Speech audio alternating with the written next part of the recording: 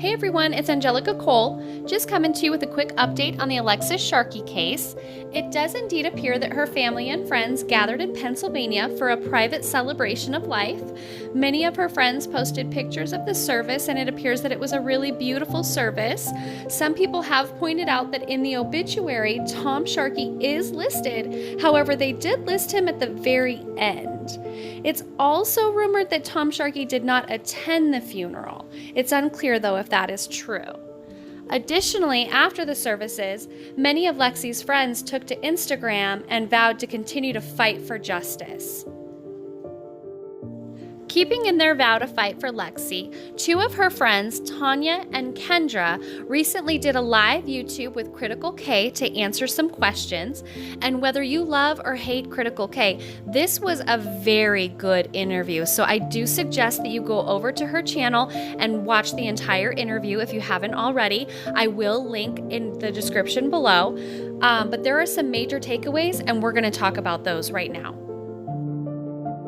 To start, most important, Alexis was smart, safe, and very aware of sex trafficking. She would have never taken off alone, and she would have never taken off without her phone.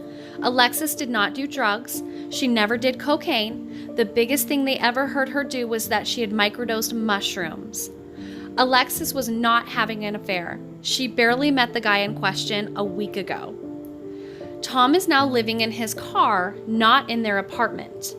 Alexis's 3 cats are still in the apartment, and the friends hope that Tom hopefully has a sitter checking on them. The friends have recording of Tom's threats towards them. The next of kin was changed because Tom didn't make arrangements with the Morgan time. That, I think, is a huge piece of information.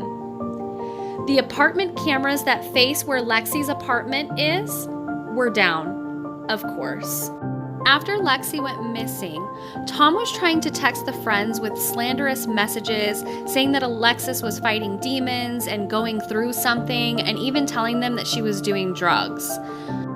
Something else I notated, and this is just side information, it was unclear what Tom did for a living. The friends had heard several different stories, that he had worked in an oil field, and that he had been a pool guy, and that maybe he had recently applied for the Houston Zoo. So this just kind of opens the question of, was money an issue?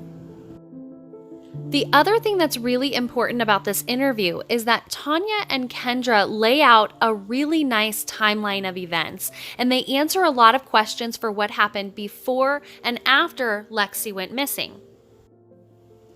They point out that a few weeks before, they noticed that Lexi's behavior started to change. Lexi then told Lauren about being choked out by Tom and waking up on the bathroom floor. And then this is really significant as well. The week of Thanksgiving, Lexi told her friends that she and Tom were getting a divorce. Tom was supposed to be moving out of their apartment, and Lexi told her friends that he was only going to be there when he was basically packing up his stuff. And then there's the fact that Alexis chose to spend Thanksgiving Day not with her husband Tom, but at Tanya's house, and then afterwards she actually went out until about 2:30 a.m.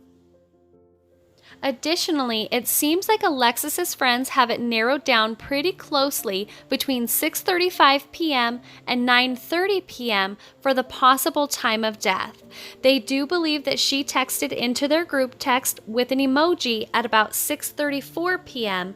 and then they know that Tom messaged Chelsea's boyfriend John at 9:30 with the message, "Hey man, please call me," and this might have been an attempt to start covering things up.